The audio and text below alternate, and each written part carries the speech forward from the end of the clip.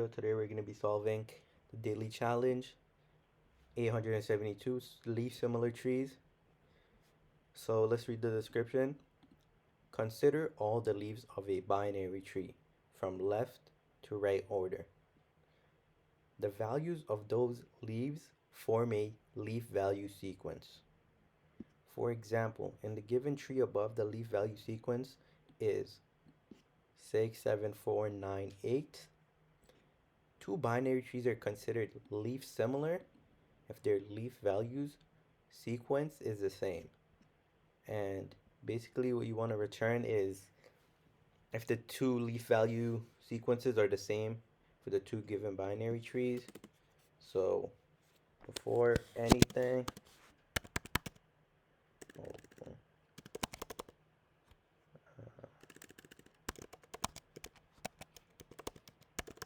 it's my website. I'm gonna be posting some LeetCode blogs. So besides that, what we're gonna want to do is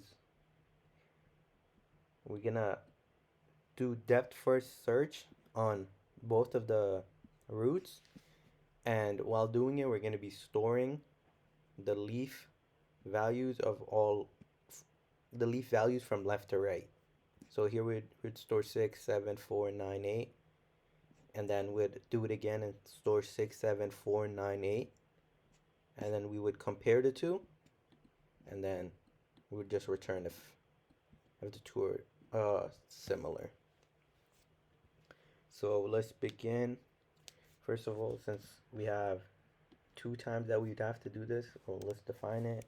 We're going to do final array 1 is empty for now, final array 2 is empty for now, and then we're going to return f1.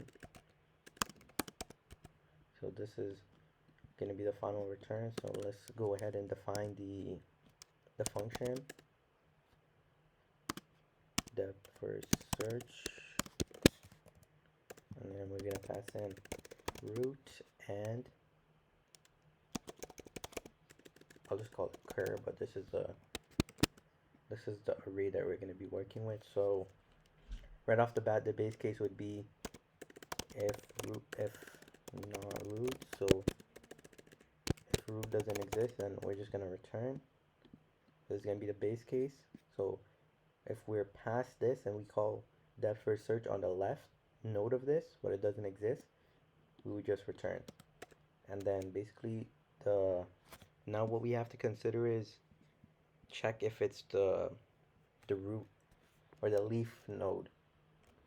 So how we're going to do that is, if we look at 6 for example, you can tell it's the leaf because it doesn't have a left or a right. And that would be the same for all of these. So how we would check that is if root, if not root dot left and not root dot right. So we have to do and because, for example, let's say we're at 5, right? So okay, that's a bad example, but yeah, we just if it has one child, then it would still have to go to that one, right? I'll show you guys an example in a bit. Maybe I will, maybe I won't, but we'll see. So now we have to, so since it doesn't have that, we would have to do, we would add it to the final array. I'm going to do root dot value, and then we would just call the depth first search on the root, root dot left first, and then we'd pass in the current array, and then we'd call it on the right node.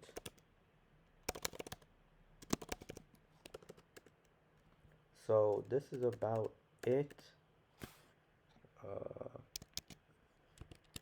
So now let's call this function and then pass in the root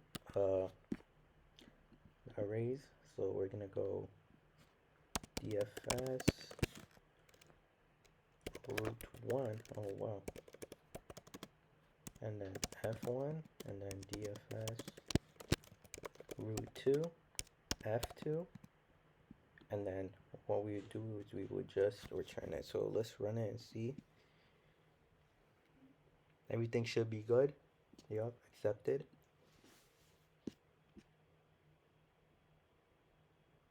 And it's pretty efficient. So before, what I was talking about, if we don't do and we do or, and then we submit it. So as you can see over here, if it only has one child, then it would return false, even though, for example, these two are similar. Yep. And then for time complexity, so time complexity would be big O of n, and space would be big O of n as well. So why the time would be big O of n is because we would have to traverse through every single node in this binary tree, in the first binary tree, and then do the same for the second binary tree. And why the space complexity would be O of n is that we would have to store both of them into these arrays, which are going to be O of n. And then let's just submit it one more time.